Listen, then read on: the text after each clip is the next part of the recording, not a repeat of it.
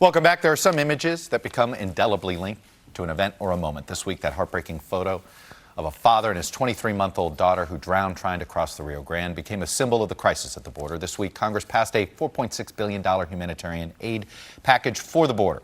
It was a victory of sorts for Senate Republicans and a defeat for progressive Democrats who felt the bill didn't do enough to protect children housed at migrant centers. Joining me now is the number 3 Republican in Senate leadership, John Barrasso of Wyoming. Senator Barrasso, welcome back to Meet the Press. Thanks for having me, Chuck. That photo. Yes. Sad. Tragic. Is there anybody to blame for this death? I mean, how do we prevent this? Yeah. Okay? I mean, why didn't we prevent this? I mean, I'm a father, I'm a doctor. You would never want to see this. And we see this. I think it's very important that was published. The thing is that there are many more dying just trying to get to the United States, taking that very long and dangerous. Was that fair? I don't blame anyone for this. We have a system, though, that is incentivizing people to take a very long, dangerous trip where people are getting trafficked, raped, murdered, used for trafficking drugs.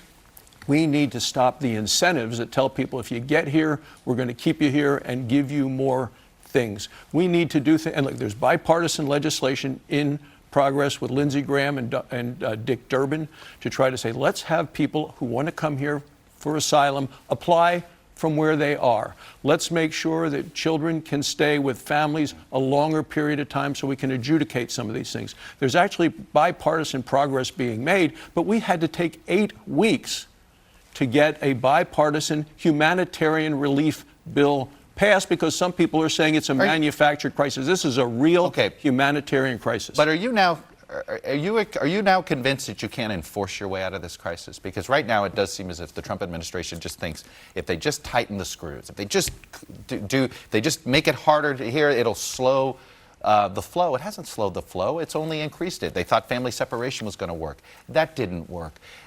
Do you know that just enforcement only isn't going to stop this? Well, there are a couple of parts. Yes, you have to enforce the law. You can just ignore the law, but you have to eliminate some of these incentives that are pulling people to take unnecessary, very dangerous risks. So why get rid of the lives. aid in Central America? That was talk about an incentive, a disincentive.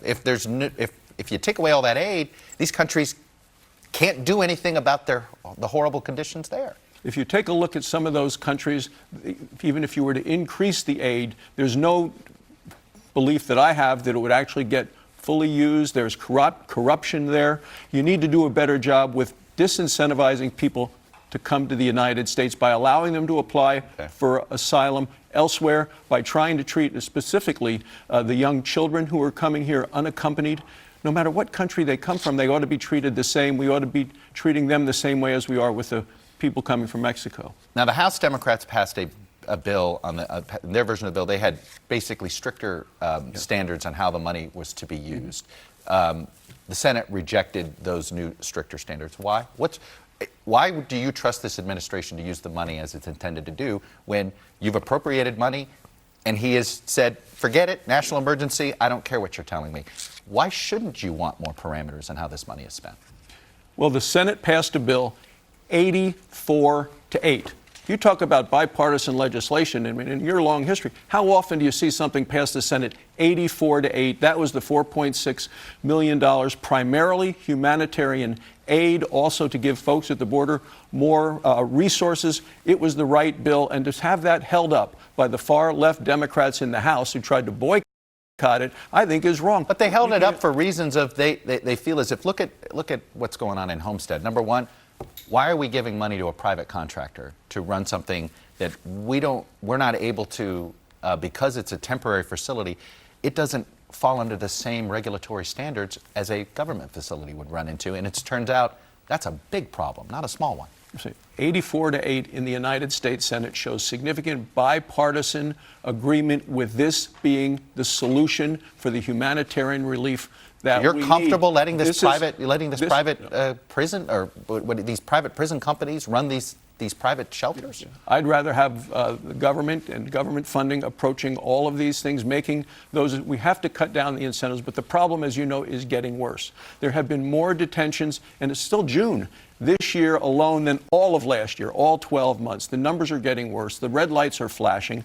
We have to do more to prevent people from taking these dangerous journeys to the United States with the promise of free health care if they get here. If you get here, you get to stay because you never have to show up for a hearing, and you get to stay in the United States, and you will not be removed. I think the incentives are asking people to take dangerous journeys, which result in such a sad and tragic loss of life. I want to go back to this situation in Homestead.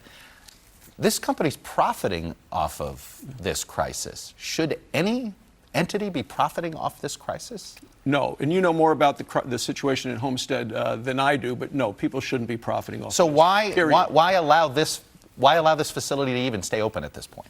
If they haven't been able to, if they are treating kids this poorly, not getting them soap, why are they going to get more government aid to run this facility? This talks about the need for actually getting this bill passed. It took us 8 weeks to get to a point where we could get an agreement that this is truly a humanitarian crisis, not just a manufactured crisis. So it's taking a long time to get that buy-in. We need bipartisan solutions. I've been working with Ron Johnson on a solution through Homeland Security. There's bipartisan efforts. We need actual solutions that will work, that will provide relief, but will also make sure that the incentives are removed of people trying to come here under these circumstances. All right, I want to talk about the president's trip overseas.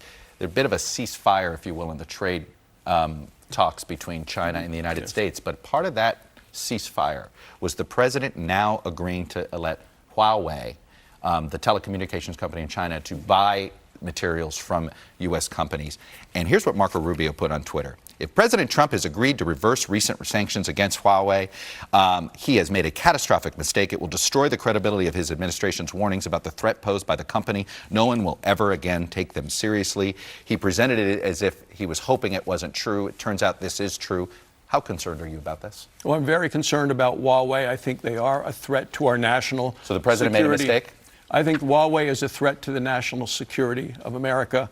I know the president is a deal maker. He is working on this. I would not allow Huawei certainly into our country. He's making decisions about what our country and companies can sell overseas to Huawei. To me, Huawei in the United States would be like a Trojan horse ready to steal more information from us. So I assume then you don't even want this then, right? What the president did, you believe is a mistake. I believe the ceasefire with trade with China was important. We need more trade. We have product in Wyoming we want to sell overseas in terms of energy, in terms of trona, in terms of beef.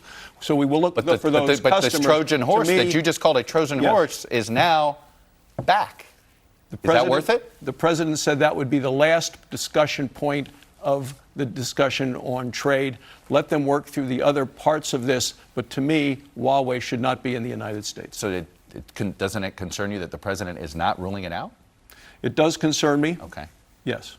All right. Senator John Barrasso, number 3 Republican in the Senate. Thanks for coming on and sharing your views. Thanks for having me.